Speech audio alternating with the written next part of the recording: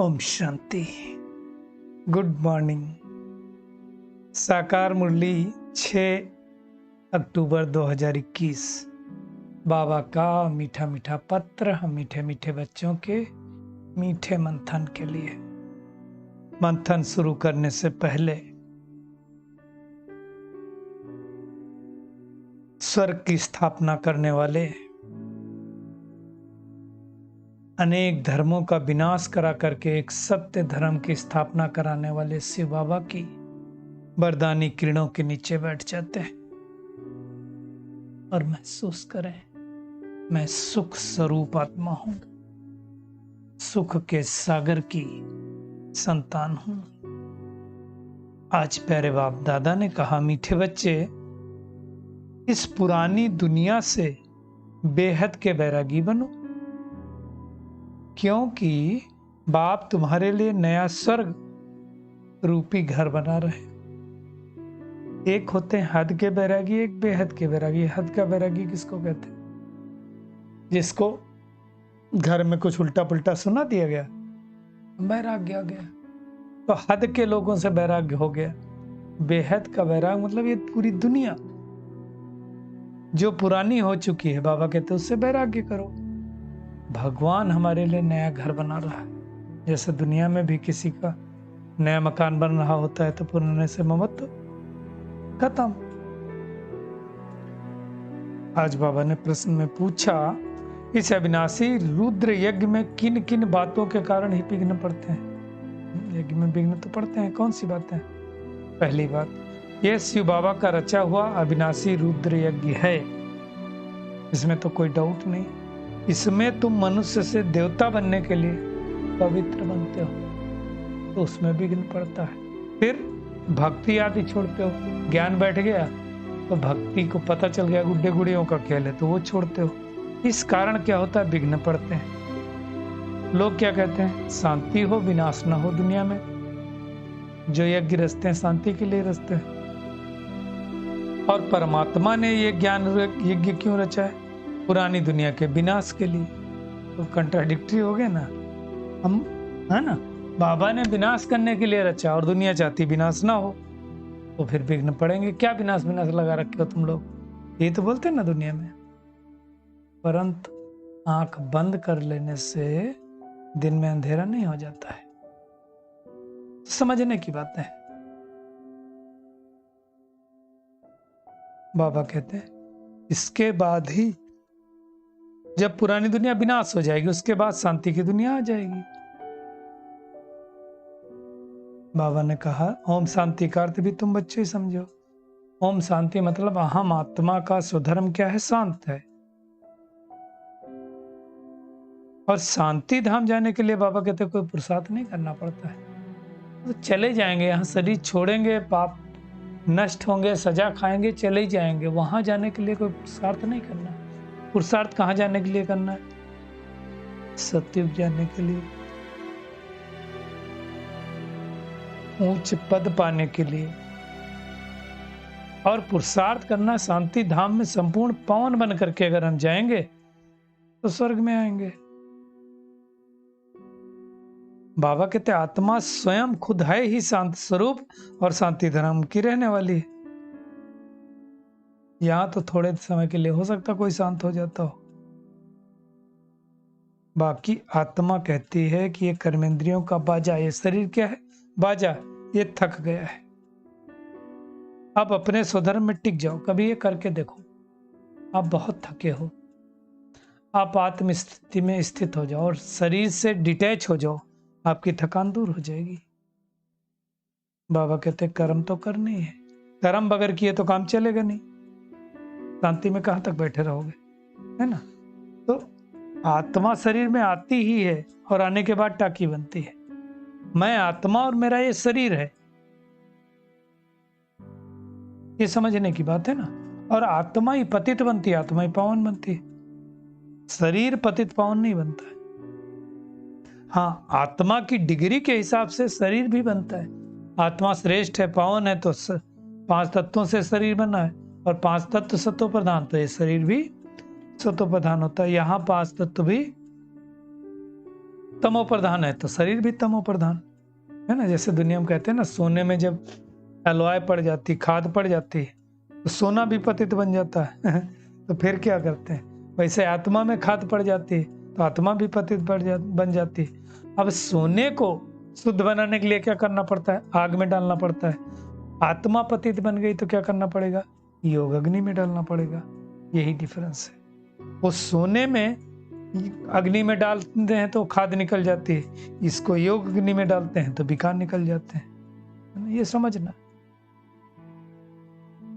बाबा कहते हैं ड्रामा अनुसार सबको पतित तमो प्रधान बनना ही है। झाड़ है ना, इस झाड़ का बीज ऊपर रहता है, दुनिया में झाड़ का बीज नीचे रहता है। तो बाबा कहते हैं बाप को जब बुलाते हैं तो बुद्धि कहाँ जाती है, ऊपर। मतलब भगवान ऊपर रहता है, उसको नीचे आना पड़ता है। इसलिए पतितों को पावन बनाने के लिए, नई दुनिया स्थापन करने के लिए। बाबा कहते हैं जो वैरायटी जड़ झाड़ है ना, वो जड़जड़ी भूत हो गया है। अब बाबा ही सब बातें समझाते हैं कि सतयुग में क्या, पहले देवी देवताएं होते हैं, और कलयुग में आसुरी संप्रदाय वाले लोग जो विकार युक्त, उनकी बात बाबा कर रहे हैं।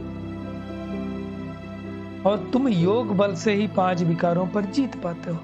चेक करें, मैं आत्मा क्या वास्तव में विकारों पर जीत पा रहे हूं कि नहीं पा रहे हूं। बाकी कोई घोड़ा गाड़ी से लड़ाई किया, हिंसक लड़ाई की कोई बात ही नहीं। बाबा कहते तुम हो डबल अहिंसक, ना विकारों की भी हिंसा नहीं और स्थूल हिंसा भी नहीं कर सकते हो। दुनिया में भगवान को बुलाते भी तभी हैं जब पतित बन जाते हैं। गाते रहते हैं पतित पावन सीताराम रघुपति राघव राजा राम, परंतु समझते नहीं। बाबा समझाते हैं सारी दुनिया ही पतित है। रावण ने सबको पतित बना दिया। कब से रावण को जलाते हैं तो दुनिया मालूम नहीं है ना। रावण राज्य तो द्वापर से चालू हो गया। बाबा कहते जब तक मैं न आऊं तब तक कोई तो समझा नहीं सकता है। ज्ञान है दिन अर्थात सतयुग त्रेता, और भक्ति है रात अर्थात द्वापर कलयुग, और कलयुग के अंत में सतयुग के आदि में अर्थात पुरुषोत्तम संगम युग में बाबा आकर के बातें समझाते हैं। बाबा कहते हैं तुमको मैं स्वर्ग रूपी घर बना करके देता हूं, फिर वहां राज्य करते हो। देखो भगवान हमारे लिए स्वर्ग की रचना कर रहा है, तो फिर खुशी खुशी पुरुषार्थ करना चाहिए। बाबा कहते हैं यही यमुना का कंठा होगा जहां तुम्हारे महल बनेंगे, है ना। पुराने कब्रिस्तान पर ही परिस्तान बनने वाला। तो अगर कब्रिस्तान पर परिस्तान बनना है, इसका मतलब पुरानी दुनिया तो विनाश करनी पड़ेगी ना, ऐसे तो होगा नहीं। तो बाबा कहते हैं अब हो तुम ज्ञान मार्ग में। चेक करें मैं वास्तव में ज्ञान मार्ग में हूं। ज्ञान मार्ग में होना मतलब एक अव्यभिचारी याद सिर्फ शिव बाबा की। पहले हम उनकी भक्ति करते हैं, मंदिर भी उनका ही बनाते हैं, फिर देवी देवताओं को बनाते हैं, तो व्यभिचारी याद हो गई। बाबा कहते हैं देवता धर्म बड़ा सुख देने वाला है। देवता नाम देने से मुख मीठा होता ना। स्वर्ग नाम सुन के अच्छा लगता है, तो रहने से कितना अच्छा लगेगा, है ना। तो बाबा कहते तुम एक बाप से ज्ञान सुनते हो। बाबा कहते बाकी किसी दूसरे की कोई मत सुनो। अरे भाई द्वापर युग से तो हम दुनिया की महान आत्माओं की, श्रेष्ठ आत्माओं की, पाप आत्माओं की, मनुष्य आत्माओं की बातें सुनते हैं। अब तो परमात्मा की सुन लो। बाबा कहते मैं तुम बच्चों को ज्ञान देता हूं टेम्परेरी शरीर लेकर के, है ना।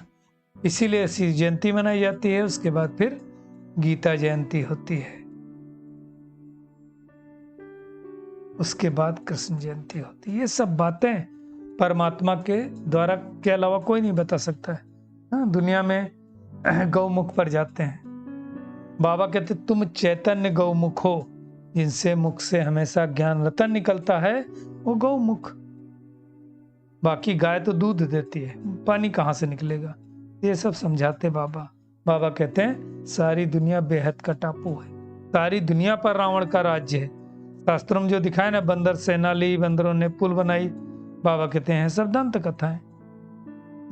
दशहरा, राखी बंधन, बाबा ने कहा ये सब अभी के त्योहार है ना। आज कंसपुरी है, कल कृष्णपुरी होगी। कंस आसुरी संप्रदाय को कहा जाता है ना। दुनिया में दिखाते हैं फिर पांडव और कौरवों की लड़ाई हुई, वास्तव में ये लड़ाई स्थूल की कोई बात ही नहीं है ना?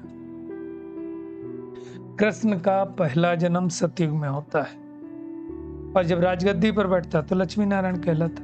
महिमा एक परमात्मा की जिसने सबको ऐसा बनाया। बाबा कहते हैं इस यज्ञ से ही विनाश ज्वाला प्रकट हुई है, तभी तो विनाश होगा। दुनिया में हवन करते हैं शुद्धता के लिए, ये सब जिस्मानी बातें हैं। बाबा कहते हैं इस यज्ञ कुंड में सारी दुनिया स्वाहा होने वाली है। तो सबको समझाना है कि अभी स्थापना का कार्य चल रहा है, जैसे पूरा होगा फिर विनाश होगा। तो वहां तो सब कुछ मिल जाएगी, आयुष्मान पुत्रवान सब कुछ। 150 साल की आयु हम जीते, वहां तो कोई कमी नहीं। जितना योग लगाएंगे उतनी आयु बढ़ती जाएगी। तो बाबा कहते हैं सिर्फ मन मना भव का मंत्र याद रखो, तो आत्मा और शरीर दोनों पवित्र बन जाएंगे। तो इच्छू मंत्र हो गया ना।